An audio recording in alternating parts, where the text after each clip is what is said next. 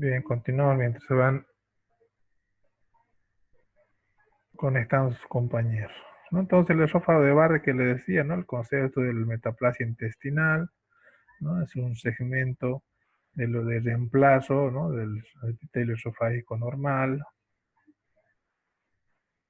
¿no? Eso es importante, el concepto de esófago de Barrett, ¿no? Dentro de los divertículos, el que más se puede rescatar es el divertículo de Zenker, ¿no? Que es un divertículo que se forma por pulsión, ¿no? Un falso divertículo, les decía, ¿no? Que es un verdadero divertículo, es aquel que está formado por todas las capas de la pared del esófago, ¿no? Mientras tanto, un falso divertículo solamente está la mucosa y la submucosa, ¿no? Y el Zenker es un falso divertículo que se forma por pulsión, ¿no? Y que generalmente está en una región que se denomina una región que es muy débil, les decía, ¿no? Y en la cual predispone a formar el divertículo de Zenker, que es el triángulo de Killian, ¿no? Entonces es la zona generalmente donde se presenta este divertículo de Zenker. Y algo que es importante y muy clásico es la clínica en el divertículo de Zenker, ¿no? La disfagia cervical, la regurgitación de alimentos no digeridos es patognomónico del divertículo de Zenker, ¿no? Esa litosis putrefacta, ¿no? La pérdida de peso también, la sensación de gorgoteo en la deglución, ¿no? Entonces eso es importante, sobre todo la clínica, ¿ya? Tratamiento, les decía que ahora se opta por hacer una miotomía cricofaringea para, ¿no? El aliviar la presión. Antes se hacía una resección de artículo, pero se ha visto que trae muchos problemas, ¿no? Generalmente pueden hacer mediastinitis. Eso en cuanto al divertículo de Zenker, lo más destacado, ¿no? Dentro de los trastornos de motilidad esofágica, la calasia, ¿no? Una hipotonía de ese esfínter, ¿no? Que hace que el segmento cefálico, ¿no? Se dilate, ¿no es cierto? ¿No? Se vaya dilatando, entonces el esófago se va ensanchando, ¿no? Lo cual va a producir síntomas de, obviamente, disfagia, regurgitación de alimentos sin digerir también, similar a un divertículo de Zenker, como si se pueden dar cuenta, ¿no? Y les decía, lo clásico era el esofagograma, ¿no? Que es la prueba, digamos, la que más nos ayuda en estos casos de patología de esófago, ¿no? Esta dilatación, ¿no? Clásica del esófago, ¿no? El signo de, ¿cómo se llamaba este signo? Pico de pájaro. Eso, ¿no? Pero un día tiene un punto ya, ¿no? Entonces eso es clásico, ¿no? Pues, siempre van a ver eso en estos pacientes la calasia, ¿no? Y el tratamiento que yo les decía que corresponde desde insuflaciones con balón, ¿no? Hasta el quirúrgico, que es la miotomía de Heller, le decía, ¿no? Que la incisión simplemente sobre el esfínter esofágico inferior, de manera de liberar un poco y obviamente que pueda dejar pasar por los alimentos, ¿no? Hasta se puede hacer laparoscópica, se puede hacer abierta también, ¿no? En la que es el tratamiento más efectivo en el caso de las acalacias. No, la patología neoplásica no es muy frecuente, ¿no? Lo único que habría que rescatar es el adenocarcinoma, ¿no? Que viene de ese reflujo esofágico, de ese reflujo gastroesofágico no mal curado, que no se detecta a tiempo, ¿no? Que evoluciona un reflujo de Barre, ¿no? Antecedentes importantes en el adenocarcinoma. Eso es lo más destacable, jóvenes, en cuanto a esófago. ¿Qué otro tema tenemos? Intestinos delgados, eh, sobre todo ver cuándo es una obstrucción verdadera, cuándo es una pseudoobstrucción, ¿no? Eh, Otra patología interesante, otro tema, a ver, colon, sí, colon es muy frecuente. Vamos a ver colon ahora. Déjenme buscar. ¿Alguna duda que tengan sobre esófago? A ver.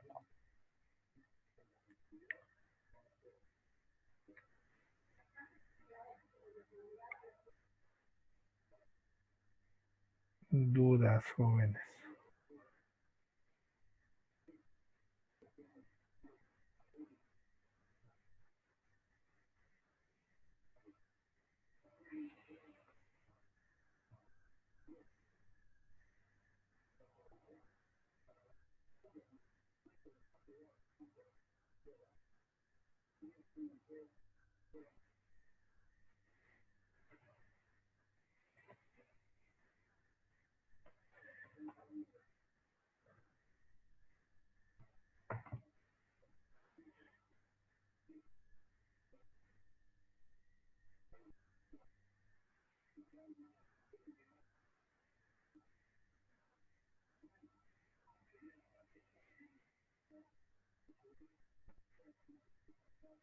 En cuanto a patología de colon, a ver qué hemos visto en colon. Anatomía, ya, eso ya saben.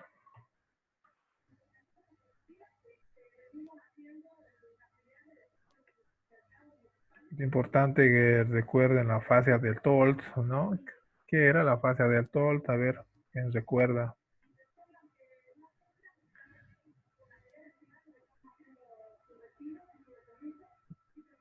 ¿Qué era la fascia de Tolt?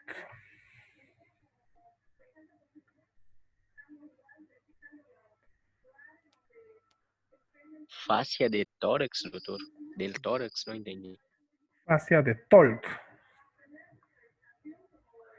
¿Se acuerda que hablaba de la fascia de Tolt o no? ¿Se acuerda del mesocolon? Le decía que era más ancho, por decir, ¿no? Y más largo en el segmento del sigmoides, ¿no? ¿Se acuerdan? Es de ahí que se daba esa patología tan común del colon sigmoide, que es el vólvulo, ¿no? ¿Se acuerdan? Les decía que ese segmento corresponde a la fascia de Tolt, ¿no? Y es la causa por la cual el vólvulo, ¿no? Esa torsión, vamos a ver el vólvulo acá, esa torsión del intestino sobre su propio eje, ¿no? Que es el vólvulo, ¿no? Se da pues preferentemente en la parte del sigmoides, ¿no es cierto? Porque es la parte más móvil del marco colónico, ¿no? En las demás porciones del colon, ya sea en el ciego, en el ascendente, en el transverso, en el descendente, la fascia, el mesocolon, en realidad es más corto, ¿no? Entonces es por eso que el marco colónico queda fijo, ¿no es cierto? Entonces, pero en el sigmoides, en el segmento del colon sigmoides, ¿no? Que es el segmento que les decía que es como una S itálica, por eso viene de ahí el nombre sigmoides, el sigma, ¿no? De la letra sigma, ¿no? Entonces, era por eso que ese segmento es el que frecuentemente se volvula, ¿no? Y hablando de esta imagen, por ejemplo, les recordaba que era la clásica imagen ¿de qué era esta imagen? Les decía,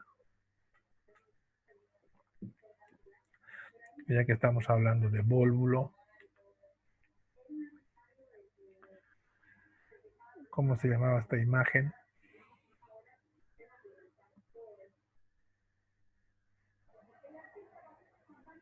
Pregunta de examen también. Era la famosa imagen en grano de café, ¿no? ¿Se acuerdan? ¿No? Clásica de lo que es el vólvulo sigmoides, ¿no? El vólvulo sigmoides, ¿no? Que la torsión, ¿no? Del asa sigmoidea sobre su eje, ¿no? Por el mesocolon, que es más flexible a ese nivel, ¿no? Dentro de la clínica que presenta este paciente, obviamente va a ser un dolor abdominal súbito, ¿no? El vólvulo súbito, el paciente está tranquilo y luego aparece distendido, ¿no? Un abdomen que a la inspección va a estar asimétrico, ¿no? Con el segmento de los cuadrantes en el lado izquierdo van a estar embombados, por decir así, ¿no? Va a haber una asimetría total del abdomen, ¿no? Entonces eso va a ser característico de esta patología, ¿no? Obviamente la falta de eliminación de heces y gases, ¿no? Estamos hablando que hay una obstrucción intestinal a nivel del colon, entonces se va a acompañar de ausencia total de eliminación de gases y con la consecuente presentación de vómitos, ¿no? Les decía que una simple radiografía abdomen de pie y esa imagen característica en granos de café nos orienta al diagnóstico. Miren esta otra, más grande todavía, ¿no? Entonces, esto obviamente en pacientes que les decía que tienen antecedente en la mayor parte de ser pacientes chagásicos, ¿no? Son portadores de chagas, ¿no? Al menos en nuestro medio es la etiología más frecuente, ¿no? Y el manejo el manejo va en relación a el tiempo de evolución, les decía, ¿no? Si el paciente acude rápidamente a la emergencia, ¿no? Se puede hacer una devolvulación con sonda rectal, les decía, ¿no? Utilizando un recto sigmoidoscopio rígido, ¿no? Para tratar de introducir una sonda y devolvular, pues, ¿no? Ese segmento.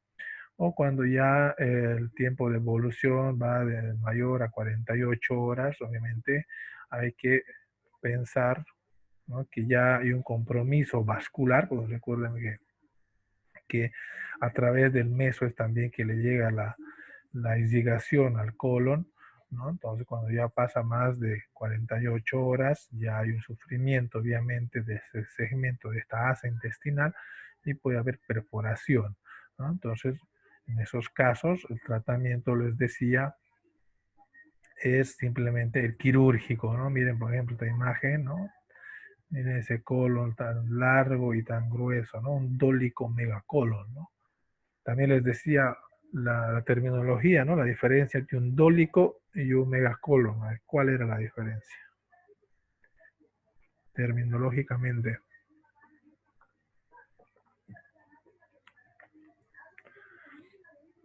Por ejemplo, esta, miren, es una cirugía de un vólvulo, ¿no? Ahí han devolvulado manualmente, obviamente, y van a reseccionar todo este segmento dañado, ¿no? Y van a realizar, les decía, la cirugía de Harman, ¿no? Harman 1, que es la confección de una colostomía, les decía, ¿no? Que es la abocación a contranatura, ¿no? Del colon en pared abdominal, ¿no? Y la cual, eso corresponde a la cirugía de Harman 1, ¿no? Se resecciona todo este segmento, ¿no? Se hace a nivel del recto, que, bueno, a ver, vendría a estar acá, a nivel del recto, se hace un muñón, se llama, ¿no? Se cierra con hilo quirúrgico y el otro segmento, ¿no? El que continúa o el que antecede al del colon descendente se aboca, ¿no? Entonces eso corresponde a una cirugía de Harman. No sé si tengo una gráfica acá. Bueno, creo que no. Doctor, Adelante. doctor, Sí, lo escucho.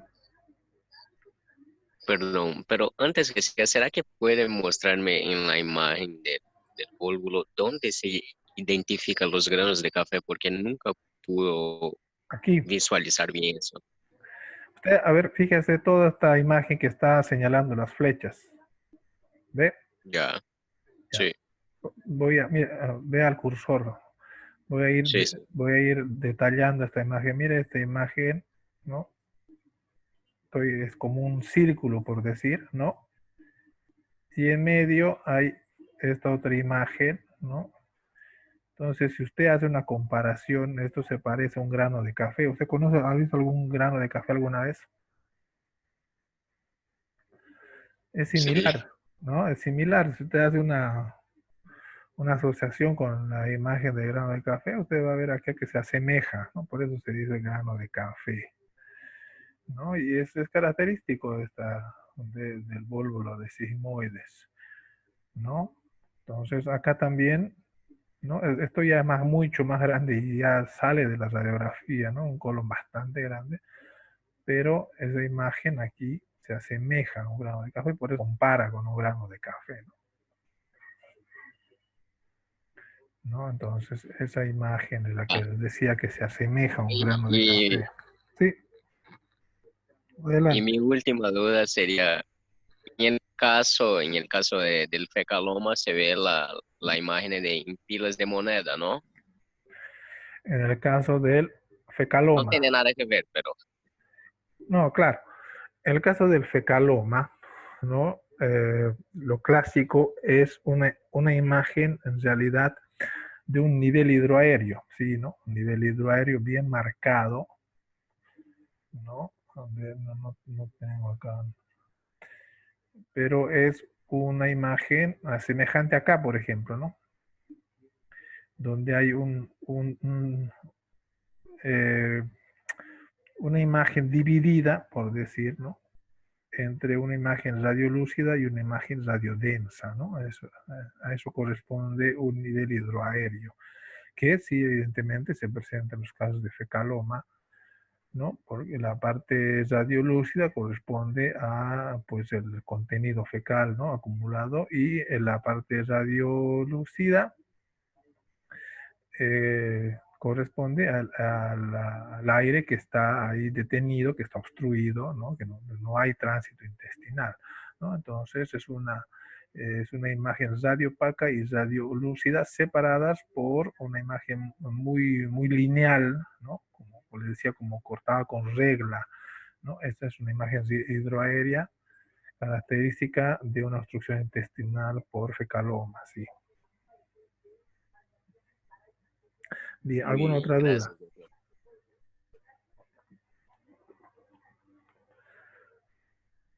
¿O alguna otra duda hasta acá? Entonces les decía que la cirugía de Harman, ¿no? Es la que optamos en estos pacientes con vólvulo, ¿no? Y les decía que la Harman 2, que era una cirugía que se realiza después de 3 a 4 meses en el mismo paciente para poder volver a reconectar, pues, ¿no? No se lo puede dejar a un paciente con una colostomía toda su vida, ¿no? Salvo que sean pacientes que tengan alguna cardiopatía de base, no una patología de base, ¿no? O sea, pacientes muy añosos, ¿no? Que sean de alto riesgo quirúrgico, entonces en esos casos sí se puede dejar una colostomía ya de por vida, pero generalmente en la mayor parte de los casos se trata de pues, reconstruir, ¿no? Y eso se llama Harman 2.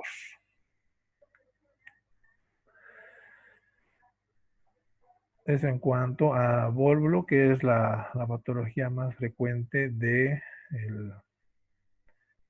colon, ¿no? También habíamos visto lo que era las diverticulosis, diverticulitis, ¿no? ¿Qué diferencia había? A ver, la enfermedad diverticular del colon.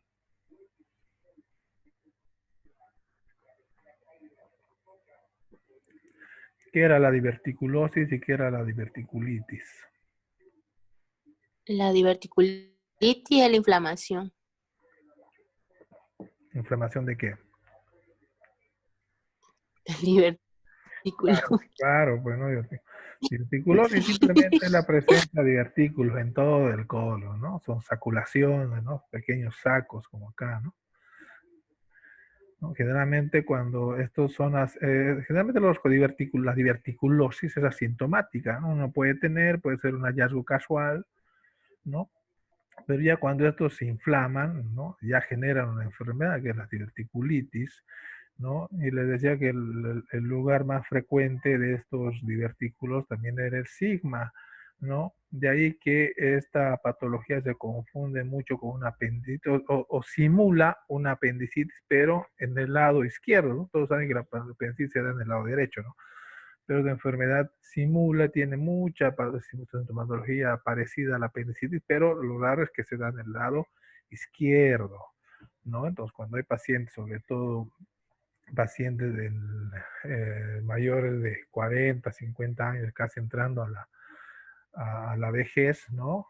esta es la patología más frecuente de cuadrante inferior izquierdo. ¿Ya? A ver, ¿quién levantó la mano? Dice, Bruna levantó la mano. Adelante, Bruna.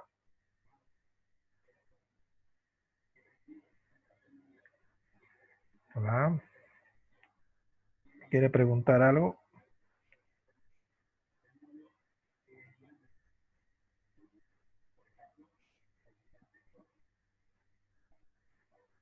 Bien, entonces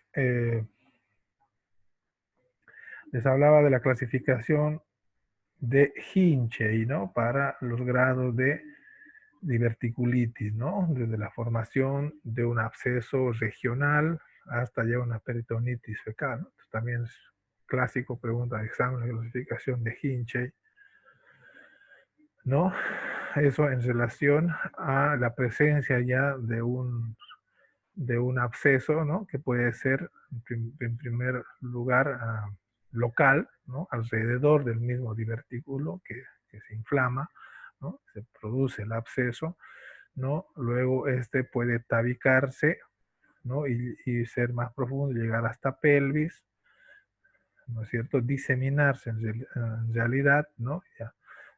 Y cuando hay una diseminación hacia ya la cavidad, como ven acá las flechitas, ya saliendo a cavidad abdominal, o Hinchey 3, ¿no? Y hay una peritonitis purulenta. Y cuando hay presencia ya de materia fecal, ¿no? Ya estamos hablando de un grado más avanzado, de un grado 4, una peritonitis fecal, ¿no? Entonces, obviamente se darán cuenta que el tratamiento también de estos pacientes es quirúrgico, ¿no? También se va a realizar la cirugía de Harman, ¿no? La resección de este segmento, ¿no? O cuando no son casos graves, son simplemente abscesos a nivel de los divertículos, simplemente se podrá drenar, ¿no? Estos abscesos, ¿no? Y se podrá hacer una limpieza quirúrgica, pues, ¿no? Y en el caso de encontrarse un divertículo perforado, se puede hacer una sutura, una resección y sutura del divertículo, ¿no? ¿No? Eso en cuanto a la enfermedad diverticular o diverticulitis también.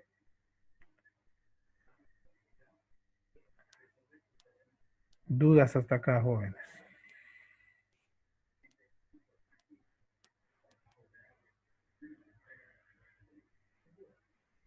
¿Qué otra patología no estaba clara? ¿Mm? Patología del ayuno y el intestino delgado. Intestino delgado, les decía que la principal patología es la obstrucción intestinal por bridas y adherencias, ¿no? Es la más frecuente, ¿no? Se trata de pacientes que tienen antecedentes de cirugías grandes, ¿no? Laparotomías, ¿no? En la mayor parte de los casos, aunque también pacientes que han sido sometidos a cirugías de tipo cesárea, por decir, ¿no? Esas bridas, ¿no? Que llegan a obstruir, ¿no? El tránsito intestinal, ¿no? Llegan a formar como tabiques en medio de las asas intestinales, ¿no? Van a llegar a producir la obstrucción intestinal,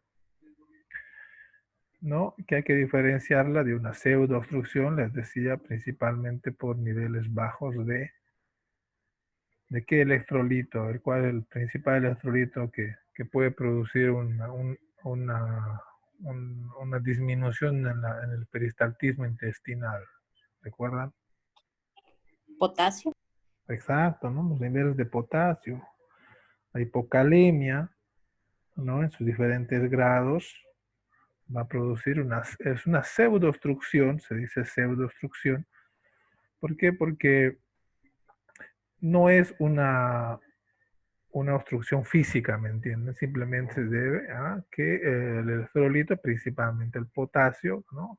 Está disminuido y hace que el peristaltismo, la musculatura que involucra el peristaltismo intestinal vaya más lenta y obviamente el paciente presente clínica de obstrucción, ¿no? Entonces, eso fundamentalmente en la patología de yeyuno ilio, ¿no?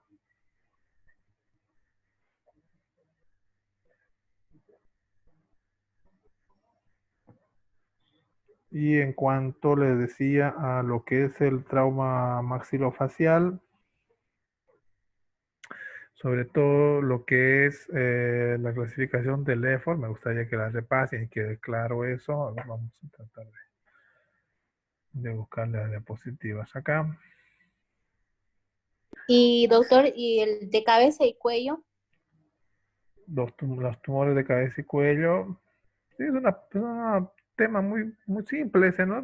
Creo que una leída ustedes ya pueden captar, ¿no? No son patologías también muy frecuentes, ¿no? Te hará una o dos preguntas. Pero en este caso serían tumores, ¿no? Claro, son tumoraciones.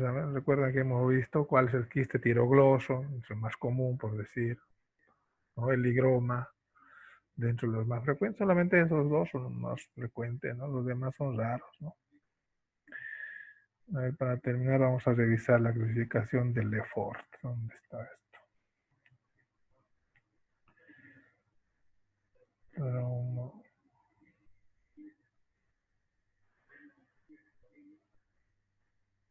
Por cierto, ¿cuándo es su examen?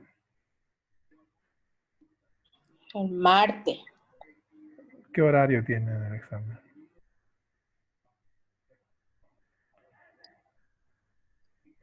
¿En qué horario Creo están que a las programados? 5, creo que a las 5, A las 5 y Las 5, media. 5 o las 4. No estoy segura. pero tenemos clases, ¿no? ¿O no se va a pasar clases? Sí, va a Sí, pasar irán clase. Por isso, não sei como a universidade vai ser. Mm, pues la verdad no nos han pasado ningún instructivo todavía. Creio que em martes nós outros passamos o exame e em miércoles temos a classe normal. Ah, bueno. Bien, a ver, vamos a revisar este otro tema más y ya. Con eso vamos a terminar esta parte.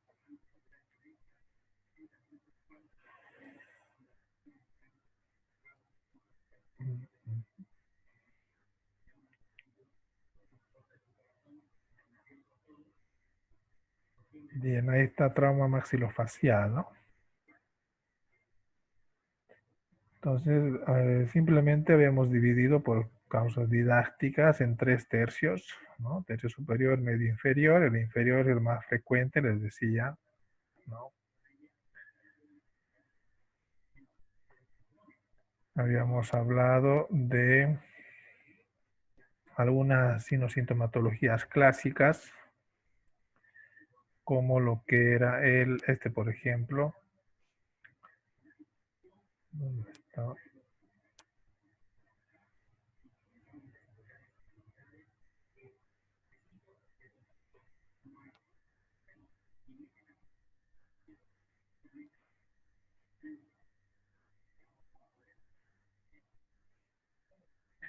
Bueno, la exploración en realidad, ¿no? La semiología, ¿no? Que estaba destinada a buscar primeramente asimetrías, ¿no? Del macizo facial, en la cara, ¿no? A buscar equimosis, heridas o abrasiones que nos orienten hacia la zona de impacto del trauma, en realidad, ¿no? Les decía la valoración que se tenía que hacer, ¿no? Esto es importante, la exploración física, ¿no? Buscando alguna deformidad, algún crépito, ¿no? Haciendo la revisión de la cavidad oral, ¿no es cierto? La pirámide nasal, la apertura bucal, que es importante, sobre todo está limitada en las fracturas de maxila inferior, les decía, ¿no? Dentro de las fracturas del tercio superior, la principal es frontal, una fractura frontal que se puede complicar con patología craneal, les decía, ¿no? Algunos hematomas subdurales, ¿no? Esto que era clásico de la fractura del piso orbitario, por ejemplo, ¿no? Que son las equimosis periorbitarias, ¿no? Esto es clásico de la fractura del piso orbitario, ¿no? En el caso de fracturas a nivel del cigomático, miren como hay una evidente asimetría. Y lo que les decía, ¿no? La clasificación del Lefort 1 al 3, ¿no? La Lefort 1 que corresponde a fracturas transversales, ¿no? Fracturas horizontales, ¿no? Por encima del ápice de los dientes superiores, ¿no? Entonces viene afectando lo que es el suelo del maxilar, ¿no? El septum nasal, ¿no? Y los huesos esfenoides, ¿no? Dentro de las fracturas del Lefort tipo 2, ¿no? Es que es la fractura tipo piramidal, ¿no? Porque afecta ya lo que son los huesos propios acá de la nariz, ¿no? Los huesos propios nasales, ¿no? Y hay un evidente desprendimiento ya de todo lo que es el maxilar superior, ¿no es cierto? Y el Lefort 3, ¿no? Que ya corresponde a una separación en realidad de todo el macizo facial ya, ¿no? El desprendimiento de esto a nivel de la base del cráneo, ¿no? Que es una fractura muy grave, ¿no? Con riesgo de vida inminente, ¿no? Entonces, y la clínica de lo que es la fractura del maxilar inferior, ¿no? Esa dificultad para la apertura bucal, ¿no? El trismus, la dificultad para morder, obviamente, ¿no? La crepitación, el segmento fracturado, ¿no? Y algo importante también son las proyecciones, ¿no? La proyección de Batters, ¿no? La proyección de Town, de Hirsch, entre las más principales, les decía, ¿no? Y la del, lo que era la radiografía especial por lo que es la mandíbula, ¿no? Fenomena panorámica y maxilar inferior, ¿no? Para valorar distintos segmentos del macizo facial y craneal, ¿no? El cráneo y el macizo facial, ¿no? Lo que era la radiografía de Batters, ¿no? Para valorar sobre todo lo que era la pirámide nasal, los cuerpos cigomáticos, ¿no? Los maxilares superiores, los arcos cigomáticos, ¿no? En la cual es importante para ver también la base del cráneo, ¿no? La de Town para ver la región condilia y subcondilia de la mandíbula, como pueden ver acá, ¿no? Y el piso de la órbita. La de Hirsch, ¿no? Que es para ver también la base del cráneo y los arcos cigomáticos, como pueden ver acá, ¿no? Los arcos cigomáticos y la base del cráneo, ¿no? Todas son proyecciones que nos permiten evaluar distintos segmentos, ¿no? Distintas partes del cráneo, ¿no? Del macizo facial.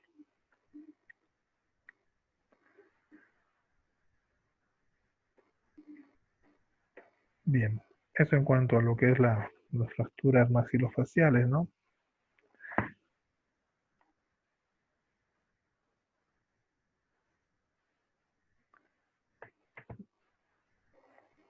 ¿Alguna otra duda?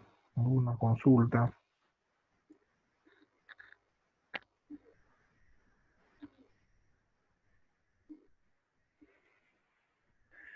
Entonces tienen que ir repasando, ¿no? Repasando los temas, que no son muchos, por ejemplo, ¿con cuántos? 5 temas, 6 temas. Tienen que ir revisando, ya hemos visto hoy día lo más fundamental, ¿no? En base a eso pueden complementar.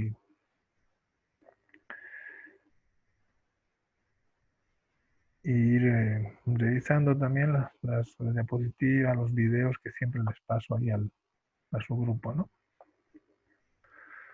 su grupo de WhatsApp y también está en la plataforma ahí de la universidad, ¿no? Bien, jóvenes, hasta aquí alguna duda, consulta.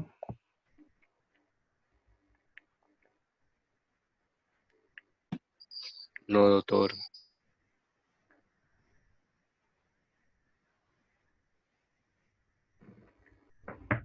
No hay dudas. No, doctor. Bien, entonces vamos a quedar acá. ¿No? Revisen los temas jóvenes. No sé si les pasé todo. Faltaba alguno que otro que les pase. Creo que les pasé todo, ¿no? Sí. Ok. Bueno, entonces si no hay dudas, nada, comentarios, terminamos acá. Buenas noches, Ya, doctor. espero que Gracias, doctor. quedado Buenas claro, ¿ya? noches. Muy Buenas bien. noches. Gracias, doctor. Ahorita jóvenes a repasar entonces, ¿ya? Buenas noches a todos. Buenas noches, doctor. Buenas noches, doctor. Gracias. Listo. Hasta luego, doctor.